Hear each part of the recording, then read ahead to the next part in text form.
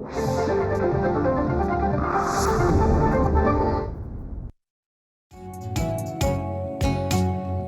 ग्राहक जागो, जागो जागो जागो, झाली नवी पहाट बघा हो. जागो ग्राहक जागो, करताना कुठलीही खरेदी नीट पारखून घ्या हो. जागो. जरी वाटले फसगत झाली सोडून देऊ नका हो. जागो. जाणा आपल्या अधिकारांना, कायद्यातल्या तरतुदींना,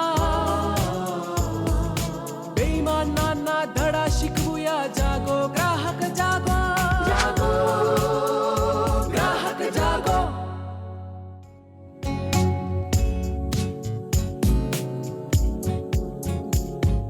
नमस्कार. जागो ग्राहकच्या आजच्या भागात मी रश्मी आंबेडकर आपल्या सगळ्यांचं मनापासून स्वागत करते.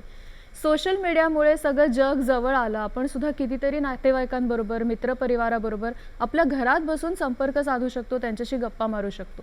पण तरीसुद्धा हे जग आभासी आहे आणि या जगात वावरताना कोणत्या गोष्टींची काळजी घेतली पाहिजे या विषयावर आज आपण चर्चा करणार आहोत.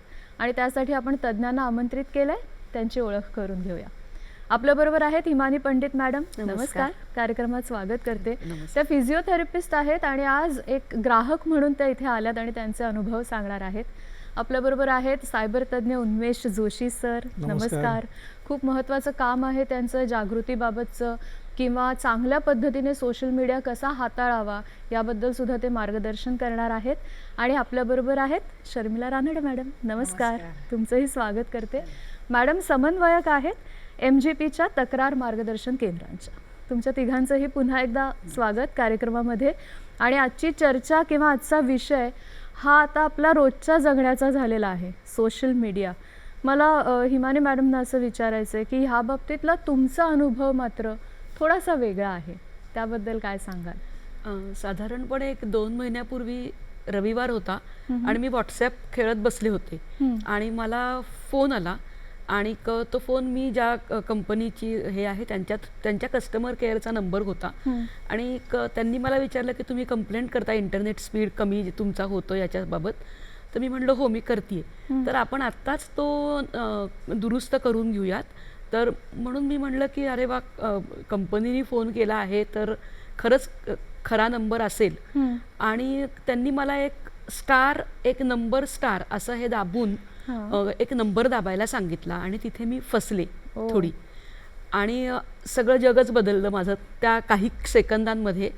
माझा फोन बंद झाला. त्यांनी सांगितलं इंटरनेट बंद करून तुम्ही परत चालू करा. आणि मी ते सगळं करायच्या आधीच व्हॉट्सॲपच माझ्या पुढे होतं. तिथे मला 2 व्हेरिफिकेशन कोड मागितला त्यांनी. आणि मी अनफॉर्च्युनेटली 2 स्टेप व्हेरिफिकेशन केलेलं नसल्यामुळे माझ्याकडे तो कोड नव्हता. आता काय घालायचं हे काहीतरी प्रयत्न करायला पाहिजे म्हणून मी कीपॅड दाबत होते, पण माझं ते काही दाबलं गेलं नाही. आणि माझ्या सासूबाईंना फोन यायला लागले. अच्छा. सासूबाईंना फोन आल्यावर ती माझ्या आईचा फोन. तर मी म्हटलं आईंना कशाला फोन केला, काय गरज आहे, आत्ताच तर आम्ही बोललो. तर आई म्हणली की हिमानीच्या काही मोबाईलला प्रॉब्लेम झालाय का, ती पैसे मागते असा मला फोन येतोय. तर माझ्या मोबाईलवरून माझ्या घरातल्या सगळ्या कॉन्टॅक्ट्सना खूप म्हणजे किती माझ्या मोबाईलमध्ये असलेल्या सगळ्या कॉन्टॅक्ट्सना मेसेज गेला होता की मी अशी ज्वेलरी शॉपमध्ये आहे आणि मला 30,000 रुपयाची गरज आहे आणि माझं जीपे चालत नाही आहे. आणि माझ्या आईला हे कळलं कारण तिला मेसेज नव्हता आला, पण माझ्या भावाला गेला होता, माझ्या बहिणीला गेला होता, सगळ्या कॉन्टॅक्ट्समध्ये गेला होता. आणि त्यांना प्रश्न पडला की हिमानी त्यांनी फोन करायचा प्रयत्न केला की अगं काय झालंय. तर माझा फोन लागला नाही. आणि एका माणसाने उचलला, तो मी गुजरातमध्ये आहे असं सांगितलं. तर माझ्या भावाला प्रश्न पडला की गुजरातमध्ये काय करते हिमानी आणि तिथे कुठे खरेदी करायला गेली आहे. म्हणून तिने त्यांच्या बायकोला विचारलं अगं हिमानी बोलली होती का काही गुजरातला जाते वगैरे. तर ती म्हणली नाही मी कालच भेटले तिला, आपण काकूला विचारूया. म्हणून माझ्या आईशी बोलून आईशी तर माझ्याशी जस्ट बोलणं झालं होतं, म्हणून माझ्या सासूबाईंना फोन केला कारण माझा नंबर लागत नव्हता. मग सगळ्यांना लक्षात आलं की हा फोन हॅक झालेला आहे आणि मी सेफ आहे म्हटल्यावर ते आधी पहिली काळजी मिटली. आणि मग सगळ्यांचे प्रश्न सुरू झाले की आता पुढे करायचं काय. तर मला माझ्या बहिणींनी सांगितलं की आधी सायबर क्राईमला जायचा प्रयत्न कर आणि फोनमधून सगळ्या बँकेचे ॲप्स डिलीट करून टाक. माझा फोन वर्किंग होता पण माझं व्हॉट्सॲप वर्किंग नव्हतं, मला कुठलाही फोन येत नव्हता, पण माझ्याकडून फोन जात होते. अच्छा. म्हणजे मी लोकांना कॉन्टॅक्ट करू शकत होते पण मला कुठलाही फोन येऊ शकत नव्हता आणि त्यांना वेगवेगळ्या ठिकाणचे ॲड्रेसेस कळत होते जेव्हा फोन प्रयत्न करत होते म्हणजे ते पैसे मला मागत होते करण्यासाठी. तेव्हा. ओ, हां, अच्छा. जर का मला कोणी कॉन्टॅक्ट करायचा प्रयत्न केला तर तो हां. वेगवेगळ्या ठिकाणी, कोण म्हणते कलकत्ता, कोण म्हणते दिल्ली, कोण म्हणते गुजरात, पण मॅक्सिमम ठिकाणी गुजरात असा हे येत होता. हां. तर त्याच्यानंतर मग आम्ही पोलीस स्टेशनमध्ये गेलो. माझा नवरा ॲक्च्युली घरी नव्हता, हम्म. त्यामुळे त्याला पण फोन येत होते पण तो रस्त्यावरती असल्यामुळे त्यांनी फोन एकही घेतला नव्हता. घरी आल्यावर म्हणलं मला एवढे फोन कसे काय यायला लागले, काय कळायला मार्ग नाहीये. तर मग मी त्याला म्हणलं की हे असं असं सगळं झालंय आणि मला मग त्याच्या फोनवरती माझ्या जिजाजींनी सांगितलं की आधी सायबर क्राईमला पोलीस चौकीत जा. मग तिथून ते सगळं चक्र सुरू झालं.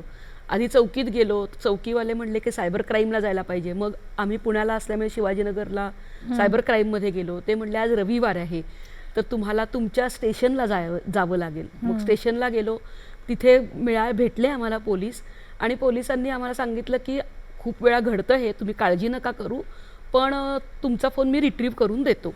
माझा फोन रिट्रीव्ह झाला पण व्हॉट्सॲप काही माझं रिट्रीव्ह झालं नाही आणि आम्ही खूप प्रयत्न केले ते रिट्रीव्ह करण्याचा पण ते काही होत नव्हतं.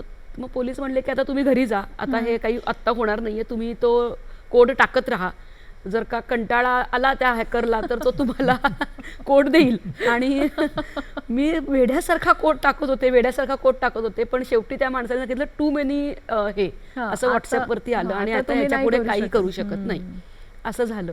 माझे फोन चालू होते मीनवाईल. मग माझ्या एका मैत्रिणींनी मग मला फोन केला आणि तिने मला उन्मेष जोशी सरांचा नंबर दिला. ती म्हणली की मला मदत झाली आहे यांची, तुला कदाचित मदत होऊ शकेल. मग मी उन्मेष सरांना कम्युनिकेट केलं त्यांच्याबरोबर आणि पोलीसमध्ये कंप्लेंट वगैरे केलेलीच होती. मीनवाईल माझ्या भावानी मला सजेस्ट केलं की आता आपण बघूया जरा व्हॉट्सअपला काही मेल करून येत आहे का की कंप्लेंट करू की असा असा माझा फोन हॅक झालाय, म्हणजे ॲटलिस्ट त्यांच्यापर्यंत पोहोचेल. मग आम्ही ती कंप्लेंट पण कॉन्टॅक्ट अस मध्ये गेलो की आपल्याला ईमेल करता येते व्हॉट्सअपला आणि त्याला काय कारण देऊन आपण व्यवस्थित ईमेल करून दिली. मी हे सगळं उन्मेष जोशी सरांना सांगितलं आणि त्याचे सगळे डिटेल्स मी त्यांना SMS वरती, माझं व्हॉट्सअप चालत नव्हतं त्यामुळे मी SMS वरती त्यांना हे सगळे डिटेल्स आणि अगदी गरज असेल तेव्हा माझ्या नवऱ्याचं व्हॉट्सअप. त्यावेळी कळलं की व्हॉट्सअपची खरी गरज असते पण आणि नसते पण, कारण की मी खूप हादरले होते. व्हॉट्सॲप आपल्या हातात नाहीये, लोक आपल्याला कम्युनिकेट करत नाहीत आणि लोकांकडे तो माणूस पैसे मागतोय, म्हणजे माझ्याच खांद्यावरती बंदूक ठेवून आता तू माग अशा पद्धतीने ते तुम्हाला, म्हणजे ती भीतीदायक गोष्ट होती. पण उन्मेष जोशी सरांनी मला खूपच पॅसिफाय केलं. मुख्य म्हणजे धीर दिला की ह्याच्यातून तुम्ही बाहेर याल, तुमचं आपण अकाउंट रिट्रीव्ह करूया आणि हॅकरचा विचार करणं सोडून द्या. हा महत्त्वाचा त्यांनी मला, पण तो सगळ्यात अवघड डिसिजन होता. त्यांनी हे सांगितलं की तुम्ही सगळ्यांना ब्लॉक करायला सांगा, स्टेटसवरती फिरवा, फेसबुकवरती फिरवा की असं असं पैसे मागितले तरी कोणी देऊ नका. जरी हे सगळं केलेलं असलं तरी देखील एखाद दोन मैत्रिणींनी माझ्या प्रेमाखातर बिचाऱ्यांना त्यांना हे करावं लागलं. मेसेज आल्यावर होणारच ना की मी अडचणीत आहे तर मला पैसे द्या म्हटल्यावर काही जण तर तसं रिॲक्ट करतात. आपण बाकीच्या गोष्टीकडे नंतर येऊया, पण ह्याच्यामध्ये आता तुम्ही सरांचा उल्लेख केलाच आहे. सर ह्याच्या पुढे काय घडलं, काय झालं? त्यांचं मला त्यांनी सगळी माहिती पाठवली. मी ज्या संस्थेबरोबर काम करतो म्हणजे रिस्पॉन्सिबल नेटिझम नावाची आमची संस्था आहे जी गेले 12 वर्ष हेच काम करते, अवेअरनेस, जागृती, एज्युकेशन. आणि आता मी गेले 6-7 वर्ष जे विक्टिम्स आहेत ज्यांच्याबरोबर असे गुन्हे घडत आहेत यांना सपोर्ट प्रोव्हाइड करतो. तर आम्ही गेले 4 वर्ष झाले मेटाबरोबर खूप क्लोजली काम करतोय. आम्ही त्यांचे व्हाईट लिस्टेड पार्टनर आहोत. तर त्यांनी आम्हाला कळवल्यानंतर त्यांनी जो मेल केलेला होता तो आम्ही आमचं ज्यांच्याबरोबर आम्ही कम्युनिकेट करतो मेटामध्ये त्यांच्याकडे रेज केला. त्याच्यानंतर त्यांना माहिती पण आली की 7 दिवसाचा पिरियड असतो, हा युजली 7 दिवसाचा पिरियड असतो. जेव्हा एकदा तुम्ही पहिल्यांदा लॉग इन करता आणि तुम्हाला काही येत नाही, OTP किंवा काही येत नाही, तर 7 दिवसानंतर परत एकदा ते लॉग इन करायला सांगतात आणि मग तुम्हाला ते पासवर्ड्स तुम्हाला OTP यायला सुरुवात होतात. तर ते त्यांना मी सांगितलं, पाठवलेलं होतं आणि मग त्यांनी पुढच्या वेळेला जेव्हा प्रयत्न केला तेव्हा त्यांचं अकाउंट ते रिकवर झालं. मला हेच महत्त्वाचं वाटलं की त्यांनी पूर्ण विश्वास टाकला आम्ही जी माहिती सांगत होतो त्याच्यावरती आणि ती तशी फॉलो करत त्या गेल्या, हे खूप महत्त्वाचं असतं. बरेचदा असं होतं की खूप ठिकाणी लोक विचारत असतात बरोबर. आणि मग वेगवेगळी माहिती येत असते आणि वेगवेगळ्या याच्यातनं प्रयत्न करतात, मग त्याच्यात ती प्रोसेस डिले होत डिले जाते. होते तर योग्य ठिकाणी रिपोर्टिंग करणं, योग्य लोकांशी कनेक्ट करणं हे खूप महत्त्वाचं आणि असतं. तेच फॉलो करणं, Follow ना करणं की हे 4-5 महत्त्वाचं असतं. लोकांना विचारून परत पहिल्यापासून सुरुवात करतोय असं होणार ते, नाही का? आणि पॅनिक खूप होतात. म्हणजे मला असं लक्षात आलं की आम्ही आता कॉल्स, आमच्याकडे जवळपास 30 ते 40 दिवसाला कॉल येतात हेल्पलाईनवरती. ओ, तर याच्यात असं लक्षात येतं की लोक खूप पॅनिक होतात, कारण नॅचरल असतं हे. खरंय. व्हॉट्सॲप हे इतका आपल्या रोजच्या जीवनाचा भाग झालेला आहे आणि त्यातही आपली खूप क्रिटिकल इन्फॉर्मेशन असते. मग ती इन्फॉर्मेशन कोणाकडे गेली तर काय होऊ शकेल पुढे, या सगळ्या गोष्टी असतात. मग अशा वेळेला कोणाशी तरी बोलणं, काही सपोर्ट घेणं, काउन्सिलिंग सपोर्ट घेणं. तर काउन्सिलर्सची टीम आहेच, पण फॉर्च्युनेटली आम्ही इंटरॅक्ट एकमेकांबरोबर करत होतो, त्याच्यामुळे मी काउन्सिलरला इन्व्हॉल्व केलं नाही याच्यामध्ये.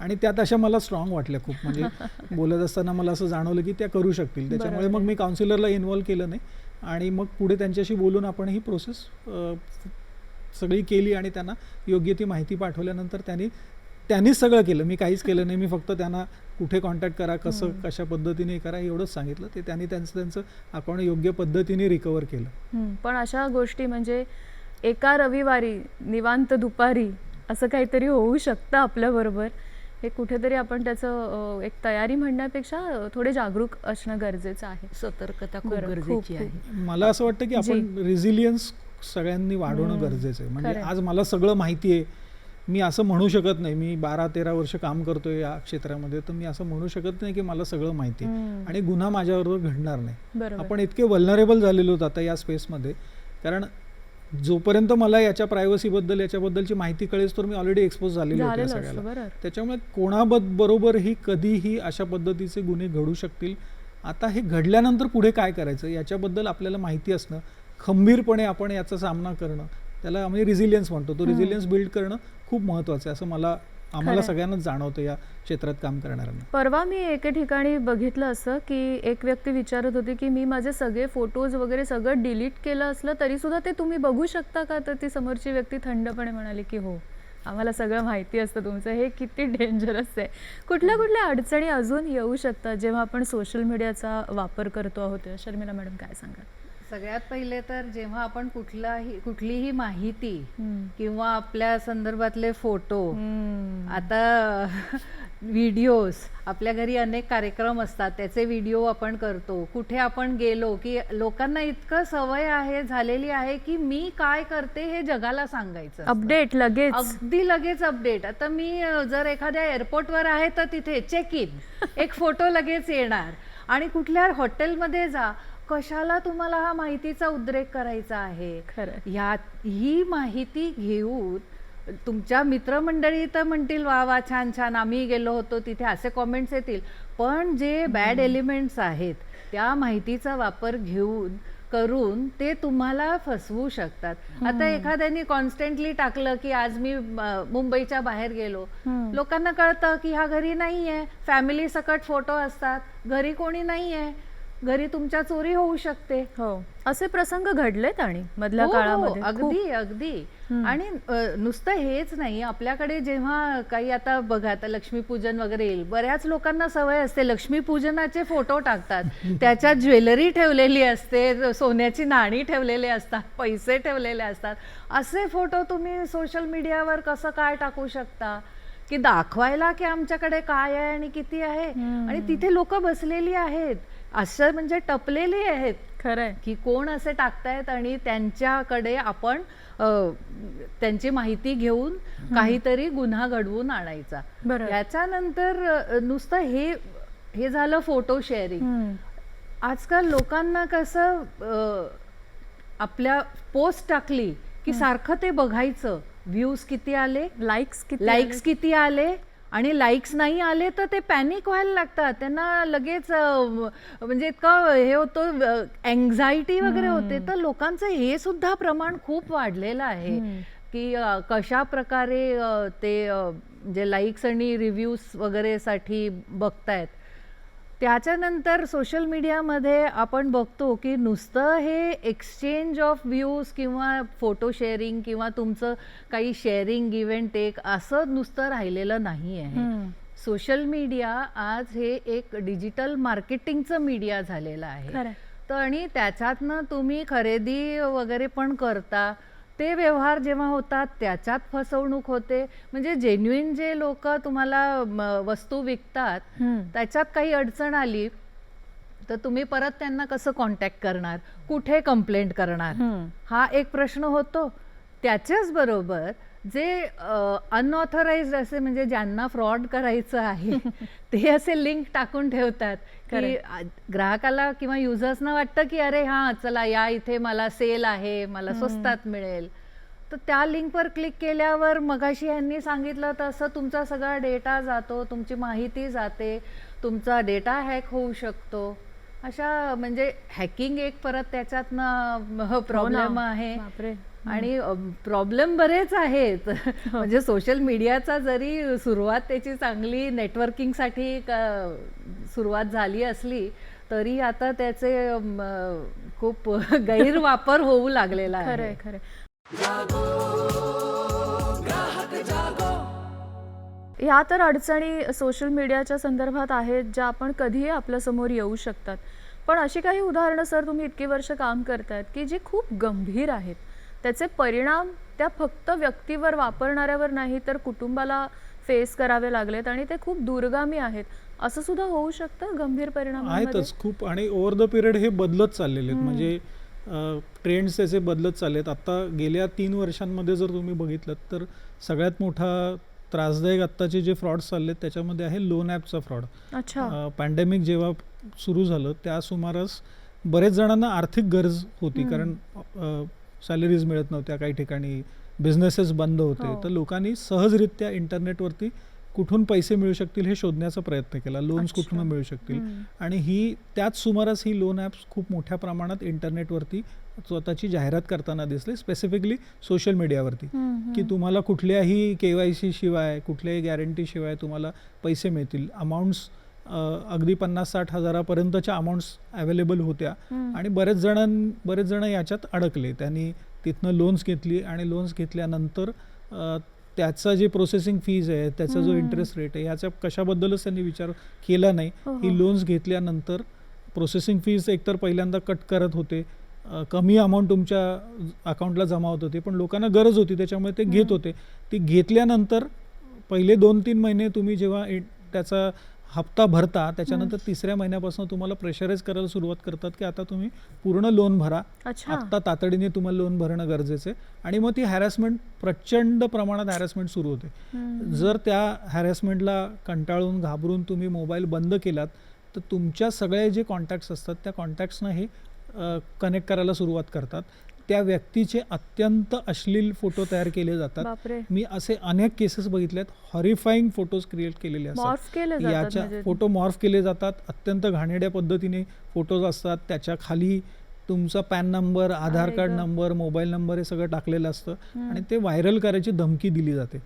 आता अशा कंडिशनमध्ये तो जो माणूस असतो तो नक्की घाबरतो आणि मग बरेचदा लोक पैसे देतात. म्हणजे आमच्याकडे आलेल्या अनेक केसेसमध्ये कर्ज 20,000चं, 10,000चं, लोकांनी 80,000, 1,00,000 रुपये, मॅक्सिमम केस आहे त्याच्यात त्या बाईंनी 4.5 लाख रुपये दिलेले होते. कर्ज 40,000 रुपयाचंच होतं. म्हणजे ही खंडणीच झाली, तुम्हाला धमक्या देऊन तुमच्याकडनं पैसे वसूल करणं. आणि याचा शेवट बऱ्याचशा केसेसमध्ये आत्महत्येपर्यंत गेलेलं आहे. पुण्यामध्ये अशा 2 केसेस घडलेल्या आहेत की ज्याच्यामध्ये या लोन ॲपच्या त्रासाला कंटाळून आत्महत्या केलेल्या आहेत. याच्याबद्दल आता बरंच जागृती चाललेली आहे, लोक याच्याबद्दल बोलतात. ओव्हर द पिरियड 3 वर्ष झालेली आहेत पण अजून केसेस थांबलेल्या नाही आहेत. आत्ताच रिसेंटली मला 3 दिवसापूर्वीच अशी एक केस आमच्याकडे आलेली होती की ज्याच्यामध्ये 3ऱ्यानीच कोणीतरी घेतलेलं होतं लोन, पण त्यांच्या कॉन्टॅक्टमध्ये नंबर्स होते एका महिलेचे किंवा त्यांच्या फॅमिलीतल्या महिलांचे, आणि त्या महिलांचे फोटो अत्यंत घाणेरडे मॉर्फ करून त्याच्याबद्दल त्यांना धमकवलं जात होतं की आता तुम्ही पैसे द्या नाही तर हे व्हायरल करू. हा एक प्रकार झाला. दुसरा आहे सेक्स्टॉर्शनच्या केसेस.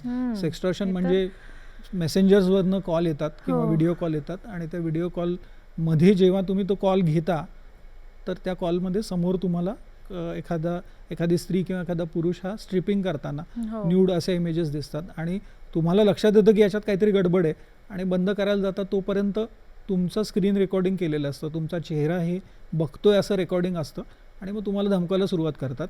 हा एक प्रकार आहे. दुसरा प्रकार असा आहे की सोशल मीडियावरनं हनी ट्रॅप टाईपमध्ये की तुम्हाला भुलवलं जातं, तुमच्याशी मैत्री केली जाते, चॅटिंग केलं जातं आणि तुम्हाला प्रवृत्त केलं जातं की कॉम्प्रोमाइज पोझिशनमध्ये तुम्ही व्हिडिओ कॉलच्या समोर या किंवा तुम्ही कॉम्प्रोमाइज पोझिशनमधले फोटोग्राफ्स शेअर करा आणि मग तुम्हाला धमकायला सुरुवात केलं. तर आत्ता हे 2-3 फ्रॉड जे आहेत हे खूप मोठ्या प्रमाणात आहेत.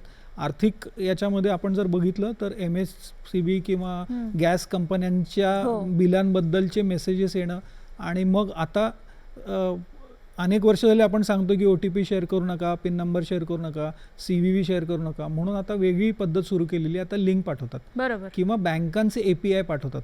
हो तर आता सगळ्या बँकांनी त्याच्यावर जागृती करायला सुरुवात केलेली आहे की API फाईल्स तुम्ही डाउनलोड करू नका. तुम्हाला पाठवलेल्या जर कोणी पाठवलं तर बँकेकडनं आहे का अधिकृत, कारण हल्ली व्हॉट्सअप थ्रू जास्त मार्केटिंग Exactly. चालते. तर व्हॉट्सअपच्या थ्रू हे पाठवले जातात हो आणि लोगो बँकेचा असतो.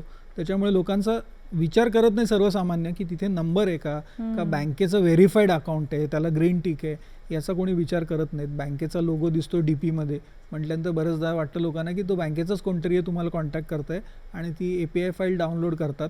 आणि जसं यांच्या केसमध्ये झालं तसं API फाईल डाउनलोड केल्या तुमचं मोबाईल पूर्ण हॅक होतो आणि मग तुमच्या मोबाईलमधनं जी काही आवश्यक माहिती आहे ती काढून तुमच्या बँकांमधले पैसे घेतले जातात. तर हे खूप आहेत आणि याच्यामध्ये ट्रॉमा फार मोठ्या प्रमाणात दिसतोय.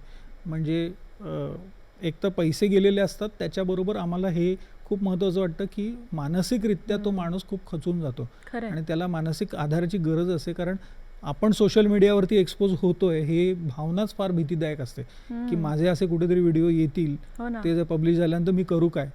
तर ही खूप भावना कठीण असते आणि मग अशा वेळेला सपोर्ट मिळणं, त्याला मानसिक आधार मिळणं हे खूप महत्त्वाचं आहे. आणि तुम्ही म्हणालात मगाशी तसं की फोटो टाकायची जी घाई आहे त्याच्यात 1% सुद्धा आपल्या डोक्यात हा विचार येत नाही की ह्या फोटोचा कदाचित पुढे गैरवापर होऊ शकेल. तर आपण ती थोडीशी काळजी घेतली पाहिजे ना. माझा पुढचा प्रश्न हाच आहे. मला एक सजेस्ट करायचं वाटतं नक्की, याच्यामध्ये, नक्की. मला हेच सांगायचं तुम्हाला की तुम्ही इंटरनेटवरती टाकलेली कुठलीही माहिती कुठे ना कुठेतरी उपलब्ध असते. करेक्ट. सो इंटरनेटवरती टाकताना विचार करा, कारण तुम्ही जरी तुमच्या अकाउंटवरनं डिलीट केलीत, कुठनं डिलीट केलीत, तरी ती माहिती कुठे ना कुठेतरी असते.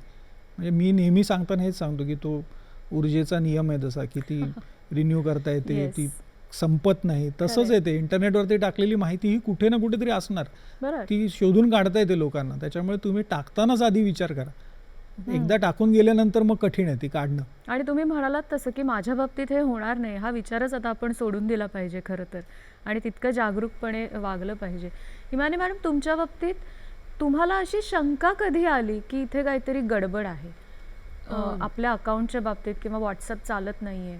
कारण माझा पुढचा प्रश्न त्याला धरूनच आहे, म्हणून मी विचारते. मला जेव्हा त्यांनी सांगितलं की तुमचं इंटरनेट बंद करा आणि तुमचा फोन चालू होईल, हां त्याच्यानंतर मी म्हटलं की असं कसं काय, म्हणजे असं तर काही होता कामा व्हायची गरज नाही. जर का स्पीड वाढवायचा आहे तर असं करायची गरज नाही. आणि परत मी फोन जेव्हा त्यांना लावला तर तेव्हा युजली कस्टमर केअरचा 1 नंबर दाबा, 2 नंबर दाबा हा प्रकार येतो, तो आला नाही. हां त्या माणसाने डायरेक्ट फोन घेतला, त्यांनी घेतला माझा फोन. मी म्हटलं तुम्ही काहीतरी गडबड केली आहे माझ्या फोनशी आणि माझा फोन चालत नाहीये, माझं व्हॉट्सअप चालत नाहीये. तर ते म्हणले की काही नाही, ते 2 मिनिटांमध्ये बंद होईल असं म्हणून त्या माणसाने फोन ठेवला. आणि मला लक्षात आलं आणि हे सगळं इतक्या फ्रॅक्शन ऑफ सेकंड्स मध्ये घडायला लागले, तेवढ्यातनं फोन यायला लागले की मी ते ट्रॅप झालेलीच होते त्याच्यामध्ये. यामध्ये आता ह्यांच्या बाबतीत काहीच कल्पना नव्हती आणि गोष्टी घडल्यात, पण तरी सुद्धा कधी कधी एक युजर म्हणून आपले सुद्धा काही निष्काळजीपणा असतो जो ह्याच्यासाठी कारणीभूत ठरतो. तर अशा कोणत्या कोणत्या गोष्टी आहेत ज्या आपल्याला सांभाळल्या पाहिजेत, ज्याच्यात अजिबातच म्हणजे काहीही झालं, कुणीही आपल्यावर कितीही जबरदस्ती केली तरी नाही, या गोष्टी मी करणार नाही. अननोन लिंकवर क्लिक करू नये. त्याचं एक छोटंसं उदाहरण सांगते. मला स्वतःला माझ्या मेसेंजरमध्ये एक मेसेज आला, त्याच्यात एक व्हिडिओ पाठवलेला होता, तर माझ्याच मैत्रिणीकडनं आलेला होता आणि खाली लिहिलेलं होतं you are there in this video, आणि जे शॉकिंगवाला इमोटिकॉन असतं ते इमोटिकॉन तिथे होतं. तर मी म्हटलं की हा व्हिडिओ का असा म्हणजे पाठवलेला आहे. मी ती लिंक क्लिक केली नाही, व्हिडिओ पण ओपन केला नाही, कारण मला कुठेतरी आपलं थँक्स टू मुंबई ग्राहक पंचायत थोडी ती बुद्धी आता निर्माण झालेली आहे की शंका घ्यायची का असं आलंय आपल्याला. मी आधी तिला फोन केला, तिला म्हटलं अगं तुम्हाला असं काय व्हिडिओ पाठवला ज्याच्यामध्ये असं शॉकिंग इमोटिकॉन वगैरे आहे? तर ती म्हणाली नाही मी नाही पाठवला. मी म्हटलं बघ तुझ्या ह्याच्यावरनंच आलेला आहे. तिला मी स्क्रीनशॉट पाठवला. तर मला म्हणाली नाही मी नाही पाठवला. तिला लक्षात आलं की तिचा अकाउंट कोणीतरी हॅक केलेला आहे. तर लगेच तिने ती घ्यायची काळजी घेतली तिच्या अकाउंटच्या बाबतीत. तर जर मी पण ती लिंक ओपन केली असती तर माझाही डेटा कॉम्प्रोमाइज झाला असता, खरंय, माझी सगळी माहिती गेलेली असती त्यांच्याकडे. तर हे आपण लक्षात ठेवलं पाहिजे की कुठलीही लिंक आपण क्लिक केली नाही पाहिजे. दुसरं म्हणजे जेव्हा आपण कुठल्याही सोशल मीडियावर असतो तर अननोन लोकांच्या फ्रेंड रिक्वेस्ट आपण एक्सेप्ट नाही करायच्या. एक्झॅक्टली. अननोन लोकांच्या फ्रेंड रिक्वेस्ट आपण एक्सेप्ट केल्या तर काय होतं की मगाशी ह्यांनी सांगितलं हनी ट्रॅप, तर ते असं आडून आपल्याला टॅप करायचा प्रयत्न करतात की एकदा तुम्हाला आधी हळू तुमच्याशी फ्रेंडशिप करणार, मग तुमच्याशी फोन नंबर शेअर करणार, त्याच्यानंतर मग तुमचे ते it will convert into an affair.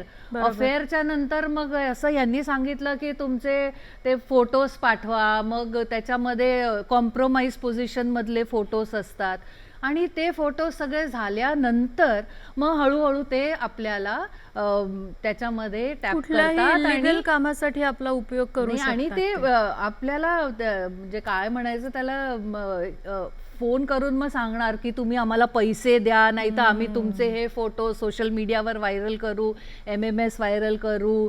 आणि त्यामुळे इट बिकम्स अ फ्रॉडुलंट ऍक्टिव्हिटीला हे जन्म देतं. बरोबर. तर त्याच्यासाठी आपण पहिले तर कुठलीही अननोन लोकांना आपण फोटो म्हणजे फ्रेंड रिक्वेस्ट ऍक्सेप्ट नाही करायची. आपल्या इव्हन सोशल मीडियामध्ये प्रायव्हसी सेटिंग आपण अशा ठेवल्या पाहिजे की आपल्याला मेसेज कोण करू शकतं, आपल्याला फॉलो कोण करू शकतं, कोण आपली माहिती बघू शकतं, आपले फ्रेंड्स की त्या फ्रेंड्सचे फ्रेंड्स किंवा एव्हरीवन, असं असे ऑप्शन्स असतात. तर ते आपण नीट विचार करून ठरवायला पाहिजे. आता काही लोक जे सोशल मीडियावर येतात त्यांचा बिझनेसच असतो सोशल मीडिया. कारण त्यांना हेच ते कॉन्टेंट क्रिएटर असतात किंवा कारण त्यांना ह्याच्यातनंच पैसे कमवायचे असतात. त्यामुळे ते जे काही टाकतात ते त्यांचं एक वेगळंच काम चालू असतं इंटरनेटवर. बरोबर. जास्त पैसे कमवायचे, जास्त व्ह्यूज आणि रिव्ह्यूज वगैरे घेऊन जितके व्ह्यूज जास्ती आले तितके त्यांना पैसे जास्त मिळतील. पण आपण अशा कॉन्टेंटच्या मागे पण धावू नये. इन्फ्लुएन्सर्स जे असतात त्यांच्यापासूनही 4 हात लांब राहा.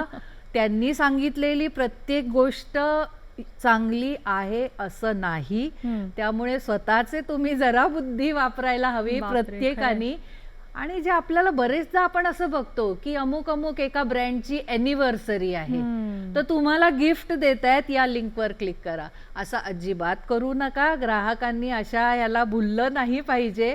कोणीही तुम्हाला असं फ्रीमध्ये काही देत नाही. Nothing comes free in life. त्यामुळे प्रत्येक गोष्टीची किंमत आहे आणि मोजावी लागते. आणि अशा गोष्टींना जिथे तुमच्या मनामध्ये, मी प्रत्येकदा आमच्याकडे जेव्हा तक्रारदार येतात इतरही तक्रारींसाठी, जेव्हा अशा प्रकारे ते फसले जातात तर त्यांना मी हेच सांगत असते की थोडंसं आपण विचार केला पाहिजे. आणि जिथे आपल्या मनामध्ये ग्रीड निर्माण होते ना, काहीतरी सेल आहे बाबा, आपल्याला स्वस्त मिळणार आहे, एकावर एक फ्री आहे, ही लिंक क्लिक करा, लिमिटेड पिरियड ऑफर, असं जेव्हा काहीतरी आपल्याला भूलच असते, आपल्याला कुठेतरी फसवायचं, नीट विचार करा आणि नंतरच पुढे जा.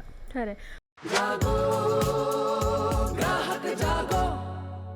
आता यांनी इन्फ्लुएन्सरचा उल्लेख केला ज्याच्यामध्ये ते जे सगळे सांगतात ते त्याच्यातले तज्ज्ञ असतीलच, अशातला भाग नाही असं पण काही वेळेला होऊ शकतं. या बाबतीत मला वाटतं आत्ता काहीतरी नियम सुद्धा आलेत ना की आर्थिक बाबतीत विशेष करून अशा प्रकारचे सल्ले काय RBIनी पण नियम काढलेले आहेत की आर्थिक बाबतीत जे कोणी सल्ले देतात त्यांना व्हेरीफाय करणं खूप गरजेचं आहे. कुठल्या त्यांचं बॅकग्राऊंड काय आहे, कुठल्या संस्थेशी निगडीत आहेत, काय क्वालिफिकेशन काय आहे की कशाच्या अंडर ते करतायत, ही एक आहेच. त्याच्याबरोबर मेडिसिनल जे काही करतायत त्याच्यासाठी सुद्धा नियमावली तयार केलेली आहे आणि ती पण फॉलो करणं गरजेचं आहे. एखादा ब्रँड जर तुम्ही एन्डॉर्स करताय तर त्या जे प्रॉडक्ट एंडोर्स करतायत त्याची लायबिलिटी एंडोर्स जो करणार आहे त्याच्यावरती सुद्धा आता ठेवली गेलेली आहे. म्हणजे मी जर एखाद्या ब्रँडला प्रमोट करतोय आणि ते जर चुकीचं असेल तर ती ब्रँडची जशी लायबिलिटी तसं एंडोर्स जो करतोय त्याची सुद्धा लायबिलिटी असणार आहे. याच्या संदर्भात मला जोडायचं आहे की आपला जो कंझ्युमर प्रोटेक्शन ऍक्ट आहे, ग्राहक संरक्षण कायदा, त्याच्यामध्ये सुद्धा या गोष्टींचा उल्लेख आहे आणि त्यांनी मिसलिडिंग ॲडव्हर्टिजमेंटसाठी नियमावली तयार केलेली आहे. आणि आस्की सारखी जी संस्था आहे, advertising standards council of India, त्यांनी सुद्धा इन्फ्लुएन्सर्ससाठी गाईडलाईन्स इश्यू केलेले आहेत. आणि यांनी RBIचा उल्लेख केला. मला सांगायचं सेबीनी आता सध्या ऍक्शन घेतलेली आहे काही इन्फ्लुएन्सर्सवर आणि त्यांना अशा टाईपचा कॉन्टेंट जिथे ते इन्व्हेस्टमेंट ॲडवायझरी देतात की तुम्ही ह्याच्यात गुंतवणूक करा, त्याच्यात गुंतवणूक करा, तर जोपर्यंत सेबीचा नियम आहे, तुम्हाला असं काही ॲडवाईस द्यायचा असेल तर तुम्हाला रीतसर त्याचं रेजिस्ट्रेशन असायला हवं. बरोबर. असं कुणी तुम्ही या आणि ॲडव्हर्टाईज करा, तुम्ही सांगा हा घ्या, शेअर घ्या, इथे गुंतवणूक करा, तिथे गुंतवणूक करा, तर ते असं नाही चालत. तर सेबीनी तुमच्याकडे असली पाहिजे. सेबीनी ते त्यांच्यावर कायदेशीर कारवाई घेतलेली आहे, त्यांना बॅन केलेलं आहे की अशा प्रकारचं कॉन्टेंट तुम्ही द्यायचा नाही. तुम्हाला द्यायचा असेल तर पहिले रजिस्टर करा ॲज अन इन्व्हेस्टमेंट ॲडवायझर, तरच तुम्ही ती माहिती देऊ शकता. अगदी खरं आहे, कारण त्यांचे फॉलोअर्स इतक्या मोठ्या प्रमाणात असतात आणि त्यातून जर काही प्रॉब्लेम झाला तर काय करणार ना, हा सुद्धा त्याच्या मागचा एक उद्देश आहे. मॅडमने मगाशी प्रायव्हसी सेटिंग्सचा उल्लेख केला. सर, त्याबद्दल आम्हाला तुमच्याकडनं विस्तृत जाणून घ्यायचं आहे की कोणत्या गोष्टी लक्षात ठेवल्या पाहिजेत, कारण इतके प्लॅटफॉर्म्स आहेत आणि आपल्यातली काही काही मंडळी त्या सगळ्यावर असतात. तो एक छंद असू शकतो, आवड असू शकते, पण अशा वेळेला आपली प्रायव्हसी आपण कशी जपायची? प्रायव्हसी सेटिंग्स सगळ्याच प्लॅटफॉर्मला अवेलेबल आहेत आणि अक्रॉस द प्लॅटफॉर्म तुम्ही बघितलं तर ती जवळपास सारखी आहे. म्हणजे आता उदाहरणार्थ आपण जे प्लॅटफॉर्म्स रेग्युलरली वापरतोय, फेसबुक आहे, इंस्टाग्राम आहे, स्नॅपचॅट आहे किंवा व्हॉट्सॲप आहे, याची जर प्रायव्हसी सेटिंग्स बघितली तर ती जवळपास सारखी आहे. ज्याच्यामध्ये आपण काय कंटेंट शेअर करतोय याच्यावरचे रिस्ट्रिक्शन्स आपण ठेवू शकतो. म्हणजे आपण कोणाकोणाला देतोय, आपले ऑडियन्स कोण आहेत हे आपण डिसाईड करू शकतो. मगाशी त्यांनी जसं सांगितलं की तुमचा कंटेंट कोणाकोणाला दिसला पाहिजे, तुमचे मित्र आहेत त्यांना दिसला पाहिजेत का, मित्रांचे मित्र आहेत त्यांना दिसला पाहिजे का, पब्लिक असलं पाहिजे, हे तुम्ही ठरवलं पाहिजे. आमचा सल्ला नेहमी हाच असतो की तुम्ही जर पर्सनल अकाउंट करणार असाल तर ते प्रायव्हेट असलं पाहिजे. जर तुम्ही एखादं प्रॉडक्ट प्रमोट करताय किंवा एखादं कॉजसाठी प्रमोट करताय किंवा एखाद्या संस्थेसाठीचं अकाउंट आहे तर ते पब्लिक करा, ज्याच्यामध्ये पर्सनल इन्फॉर्मेशन काही नाही आहे. पण तुम्ही तुमच्याबद्दलची पर्सनल इन्फॉर्मेशन देता आणि पब्लिक असेल तर डिफिकल्टी आहे. म्हणजे आता उदाहरणार्थ इंस्टाग्रामचं पब्लिक अकाउंट आहे तर मला फॉलो कोण करतं हे मला कळतच नाही. बरोबर. कारण त्याला फॉलो रिक्वेस्ट पाठवायची गरज लागत नाही. पण प्रायव्हेट असेल तर तुम्हाला फॉलो रिक्वेस्ट येतात, तुम्ही चूज करू शकता की कोण तुमचं फॉलोअर्स असलं पाहिजे. आणि जसं त्यांनी सांगितलं मगाशी की ओळखीच्या लोकांबरोबरच तुम्ही मैत्री करा.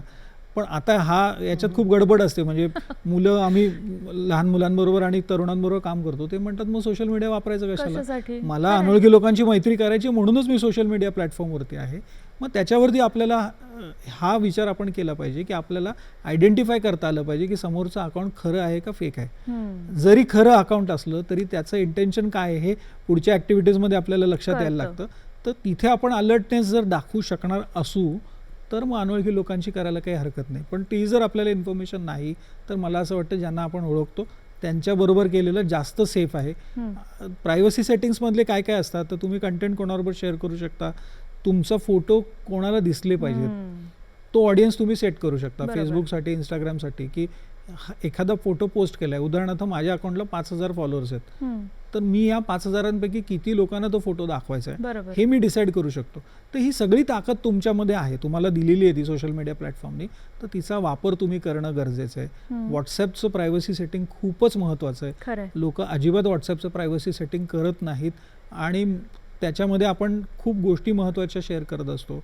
आपले DP आहे किंवा आपला स्टेटस मेसेजेस आहे, या सगळ्यांवरनं लोक आपल्याला ट्रॅक करत असतात. मी असं बघितलं की बरेच लोकांना छंद असतो ते दुसऱ्यांचे DP आणि स्टेटस मेसेजेस वाचत असतात. मेसेजेस येतात की अरे आज हा DP, अरे तू लगेच का बदलला, इतपत लोक. आणि मग अशा वेळेला काय होतं, जेव्हा आपल्याकडे नंबर एखाद्याचा सेव्ह असतो पण आपल्याला माहित नाही की तो कोणाचा नंबर आहे, कारण नंबर चेंज होत असतात किंवा बरेचसे लोक असे असतात आपल्या मोबाईलमध्ये सेव्ह झालेले नंबर्स असतात त्यांना आपण बोललेलोच नसतो. म्हणजे कदाचित माझ्याकडे 1000 नंबर सेव्ह आहेत, त्यातल्या मी 200-250 लोकांशीच रेग्युलरली बोलतो, उरलेल्या लोकांशी बोलत नाहीत. पण अशा वेळेला मग तुमची प्रायव्हसी स्टेकला लागते.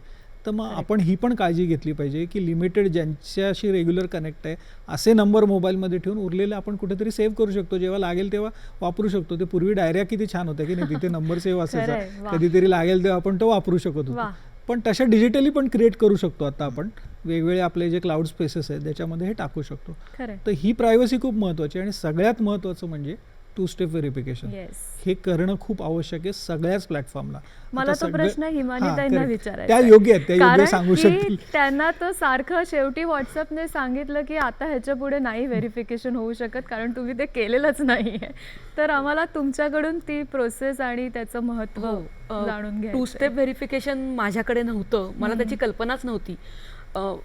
युजली स्टेटस बघितलं नाही गेलं तर मग ह्या प्रॉब्लेम्स येतात असं मला नंतर जाणवलं. व्हॉट्सॲप त्यांचं स्टेटस टाकत असतं आणि हे मला नंतर कळलं की माझ्याकडनं समहाऊ हे 2 स्टेप व्हेरिफिकेशनचं स्टेटस मिस झालं असेल तर ते तुम्हाला शिकवत असतं, पण त्यांनी प्रमोट जास्त वेळा करत नसावं. कारण की हे मला कधी सुरू झालं आहे माहिती नाही, माझ्याकडे नव्हतं.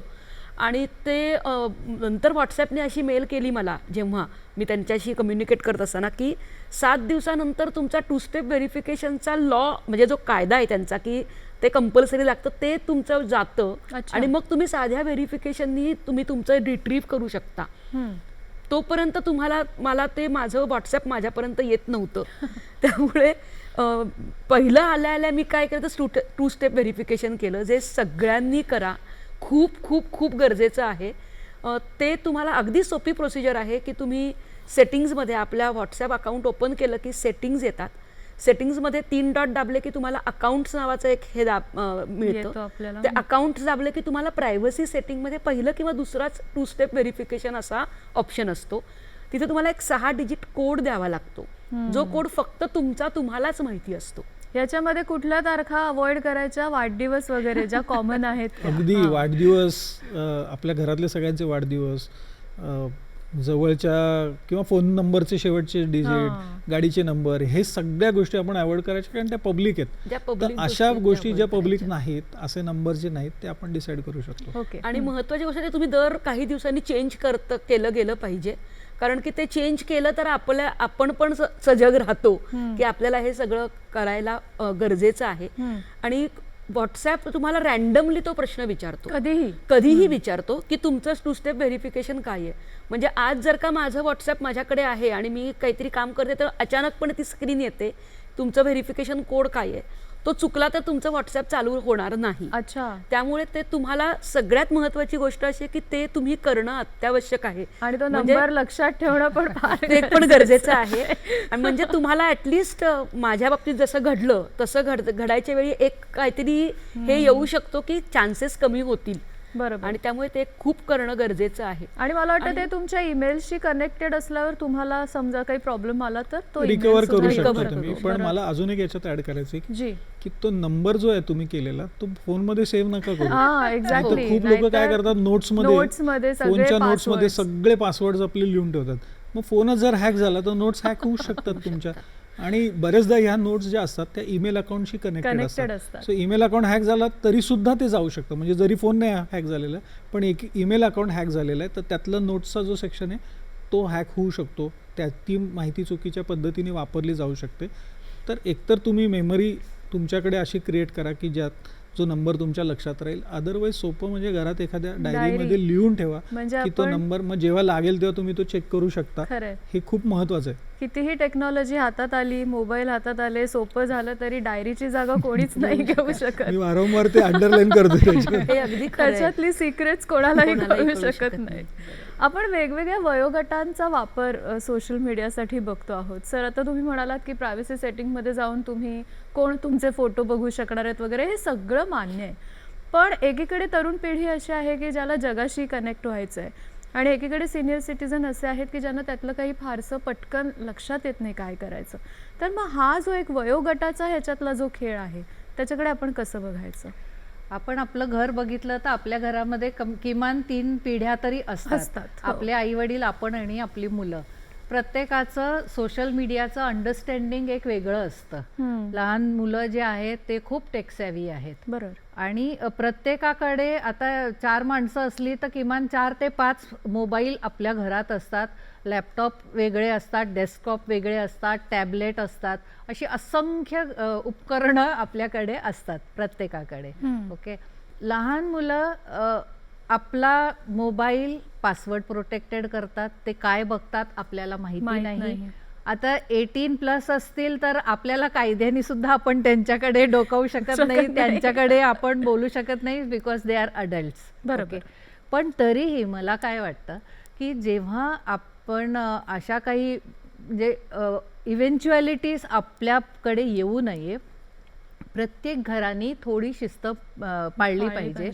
प्रत्येकाचे जे काही गॅजेट्स आहेत त्याचे पासवर्ड ते सगळे कुठेतरी लिहून बंद लिफाफ्यात ठेवा. म्हणजे उद्या जर काही प्रॉब्लेम झाला तर ॲटलिस्ट तुम्हाला ते ॲक्सेसिबल आहेत. बरोबर. बहुतेक हल्ली आपण बघतो फेस रेकग्निशन ठेवतात किंवा फिंगरप्रिंट वगैरे ठेवतात.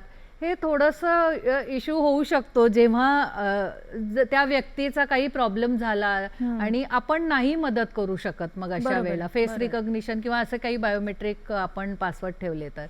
आणि लहान मुलं जेव्हा आपल्याकडे असतात तर तेव्हा आपल्याला हे बघण्याचं गरज आहे की लहान मुलं काय कॉन्टेंट बघतायत, त्यांच्यावर आपण लक्ष ठेवलं पाहिजे. असे अनेक सॉफ्टवेअर आहेत, सर जास्ती सांगू शकतील, की ते सॉफ्टवेअर आपण लोड केले पाहिजे. काही आपण रेस्ट्रिक्शन्स घातले पाहिजे की मुलांना हे शब्द काही टाकून त्या शब्दांच्या वेबसाईट्स त्यांना बघता नाही आल्या पाहिजे. किंवा की लॉगर्स एक आहे, की लॉगर्स आपण टाकलं की आपल्याला कळेल की काय त्याच्या लॅपटॉपवर आपल्या काय टाईप होतंय. तर ते मोबाईलसाठी पण आहेत, लॅपटॉपसाठी आहेत, असे सगळे म्हणजे हे सगळे वेगवेगळी सॉफ्टवेअर्स असे अवेलेबल आहेत ज्याच्यावरनं आपण फक्त आपल्या लोकांवर नजर ठेवू शकतो की त्यांचं काय चाललंय. करेक्ट. चुकीच्या मार्गाने जात असतील तर त्यांना वेळेत आपण कंट्रोल करू शकतो. असं हे लहान मुलांच्या बाबतीत मला सांगावं असं वाटतं, जे आई वडिलांनी घ्यायची काळजी आहे. सर जास्ती सांगतील, त्यांचा विषय आहे. आणि मोठ्यांच्यासाठी जरा एज्युकेशन त्यांनी जरा नीट लक्ष देऊन केलं पाहिजे. प्रत्येकदा काहीतरी कुठेतरी अगदी चुकीने जर आपण क्लिक केलं तर ते आपल्याला खूप महागात पडू शकतं. तर त्यामुळे थोडीशी जागरूकता, थोडंसं तुम्हाला करायचंय करा. छान आहे सोशल मीडिया, त्याचा चांगला वापर केला तर सिनियर सिटीजनच्या दृष्टीने त्यांना त्यांचे जुने शाळेतले मित्र वगैरे त्यांना व्हॉट्सअप आणि फेसबुकवरनं त्यांना शोधून काढले. कोरोना काळात तर सोशल मीडियानेच आपल्याला सगळ्यांबरोबर जोडून ठेवलं होतं, कारण आपण तर घराबाहेर पडू शकत नव्हतो. या सगळ्या गोष्टींची आपण काळजी घेतोय, त्याच्याबद्दल बोलतोय, पण असे काही कायदे आहेत का आपल्या सगळ्या ग्राहकांच्या सपोर्टसाठी सोशल मीडियाचा वापर करत असताना? दोघांसाठी प्रश्न आहे, सरांपासून सुरू करतो. सगळ्यात तर पहिला आपला खूप जुना कायदा इन्फॉर्मेशन टेक्नॉलॉजी ॲक्ट, म्हणजे माहिती तंत्रज्ञानाचा कायदा, जो 2000 साली पास झालेला, 2008 त्याचं अमेंडमेंट झाली. तर त्या कायद्यामध्ये बेसिक गोष्टी आहेतच.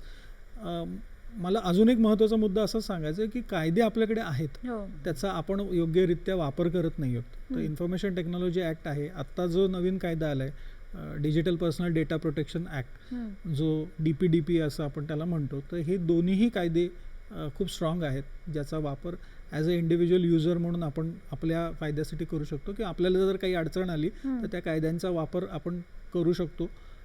DPDP स्पेसिफिकली खूप इम्पॉर्टंट आहे, कारण बाकीच्या जगभरामध्ये वेगवेगळ्या युरोपमध्ये झालेले आहेत, अमेरिकेमध्ये आहेत, ऑस्ट्रेलियामधला कायदा आहे. सो या सगळ्या कायद्यांचा अभ्यास करून तो गेल्या 2019 पासून तयार केलेला आहे. आणि नावातच त्याच्या आता बदल केलेला आहे. आता जो चौथा ॲक्ट आला त्याच्यात तो डिजिटल पर्सनल डेटा प्रोटेक्शन असं म्हटलेलं आहे. तर त्याच्यामध्ये खूप 4 महत्त्वाच्या गोष्टी आपल्याला ॲज अ कन्झ्युमर म्हणून आपल्याला मिळतात वापरायसाठी, किंवा आपले राईट्स आहेत त्याच्यामध्ये. त्याच्यात पहिला आहे तो आहे राईट टू इन्फॉर्मेशन. म्हणजे आपलं जी माहिती आपण आता जे सर्व्हिस प्रोव्हायडर्स आहेत आपले, त्यांना जी माहिती आपण देतोय त्याला फ्युडिशरी असा शब्द वापरला त्यांनी. तर हे जे डेटा फ्युडिशरीज आहेत त्यांच्याकडे जो आपण माहिती देतोय ही कशासाठी वापरली गेली पाहिजे याच्याबद्दलची माहिती आपल्याला मिळणं हा आपला अधिकार आहे. म्हणजे ती माहिती कुठे वापरली जाते, आणि जेव्हा तुम्ही लॉग इन करता तेव्हा तुम्हाला ही माहिती पाठवणं आवश्यक असतं की तुमचा ही कुठल्या प्रकारे कशासाठी ही माहिती वापरली जाणार आहे. दुसऱ्या याच्यामध्ये खूप महत्त्वाची गोष्ट आहे ती आहे की आपल्याला करेक्शनसाठीचा अधिकार मिळालेला अच्छा, आहे हां. किंवा इरेझरचा अधिकार मिळालेला आहे की मी दिलेली आधी जी माहिती आहे सोशल मीडियावरती किंवा इतर कुठल्याही प्लॅटफॉर्मवरती ती मी कुठल्याही क्षणी जाऊन करेक्ट करू शकतो. अच्छा. जर मला असं वाटलं की ही चुकीची माहिती आहे तर मी करेक्ट करू शकतो आणि जेव्हा मला असं वाटतं की ही माहिती इरेज केली जावी तर ती आपण इरेज पण करू शकतो. ओके. आपण त्यांना जी परमिशन्स दिलेले आहेत त्या परमिशन कुठल्याही स्टेपला आपण नाकारू शकतो की मी आता सुरुवातीला मी परमिशन दिलेली आहे, आता मी ती नाकारू शकतो. तिसरा महत्त्वाचा राईट आहे म्हणजे रिड्रेसलचा. तुम्ही रिपोर्टिंग करण्यासाठीचं प्रत्येक जी डेटा फिड्युशरी आहे त्याच्याकडे डेटा प्रोटेक्शन ऑफिसर असणं गरजेचं आहे. अच्छा. आणि त्या डेटा प्रोटेक्शन ऑफिसर बद्दलची माहिती प्रत्येक ग्राहकापर्यंत पोहोचणं आवश्यक आहे. ज्याच्याकडे तो जो काही ग्रीव्हन्स असेल, त्याच्या ज्या काही तक्रारी असतील, अडचणी असतील, तो त्याच्यासमोर मांडू शकतो. आणि सगळ्यात शेवटचा म्हणजे हा खूपच महत्त्वाचा भाग आहे, तो आहे नॉमिनेशनचा. अच्छा. म्हणजे उद्या जर माझं काही बरं वाईट झालं तर माझ्या सोशल मीडिया प्लॅटफॉर्म्सचा ॲक्सेस कोणाला मिळावा.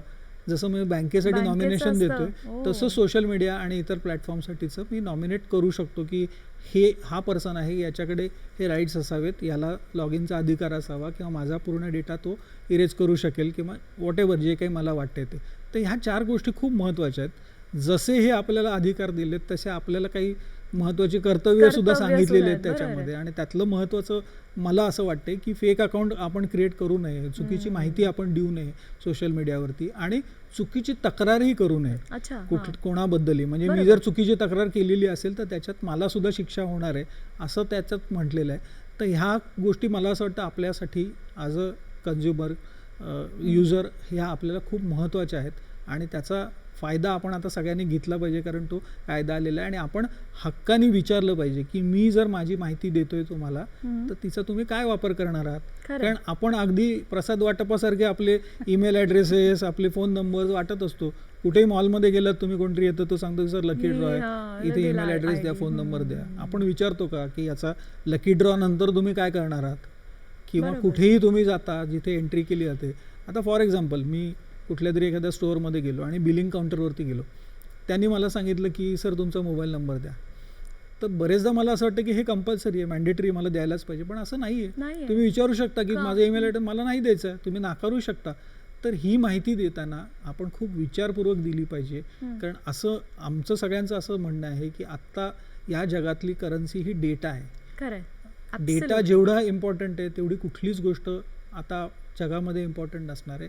आणि जिथे जी गोष्ट तुम्हाला फ्री मिळते तिथे कमोडिटी तुम्ही आहात. बरोबर. तुम्हाला जिथे पैसे भरायला लागत नाही याचा अर्थ काय, तुमच्याकडनं कसा फायदा काढताय. तर तुमचा जो डेटा आहे तोच तुमचा वापर केला, तो तुम्ही कमोडिटी म्हणून वापर केला जातो. तर म्हणून हे कायदे खूप महत्त्वाचे आहेत. आणि अंडरलाईन करताना मी म्हणूनच हे म्हणून की DPDP हा खूप महत्त्वाचा कायदा आहे आपल्या सगळ्यांसाठीचा.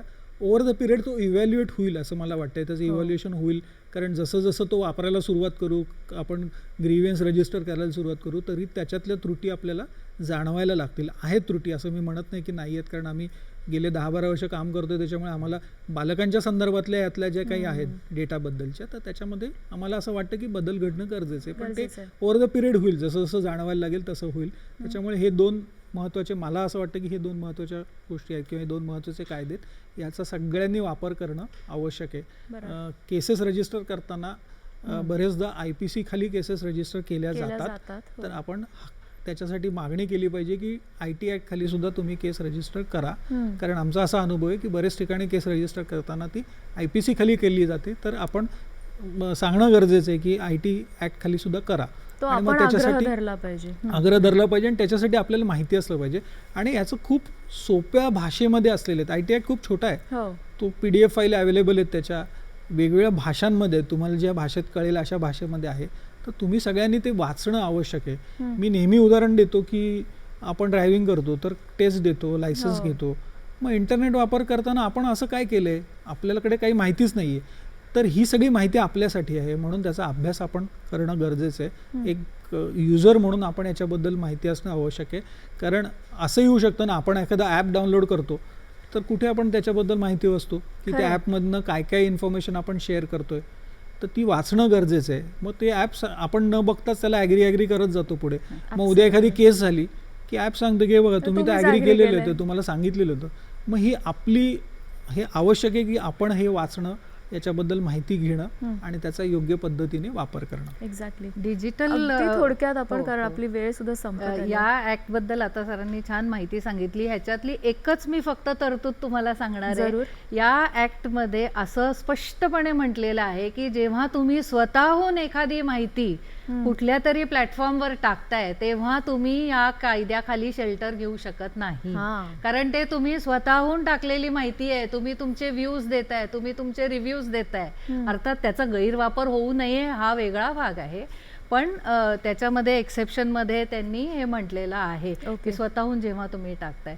ह्याच्याच बरोबरीने आता मागच्या वर्षी एक नवीन IT ऍक्ट खालीच intermediary guidelines digital media ethic code rules असे मागच्या वर्षी आलेले आहेत आणि त्याच्यामध्ये इतक्या छान पद्धतीने त्यांनी सोशल मीडिया, तुमचे न्यूज पब्लिशर्स किंवा जे फेक न्यूज आपण बघतो, OTT चॅनल्स, ह्या सगळ्यांच्यासाठी ते नियम त्यांनी आणलेले आहेत.